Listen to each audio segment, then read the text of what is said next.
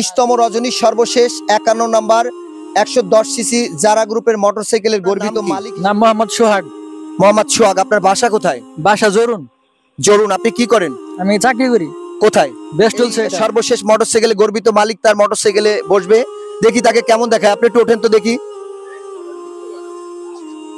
তো আপনার বাসায় কি লাইভ দেখছে কেউ? বাসায় আছে কেউ দেখছে?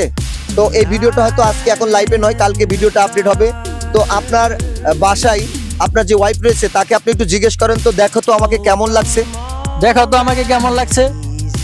কেমন লাগছে আপনি অবশ্যই কিন্তু কমেন্ট করে জানাবেন।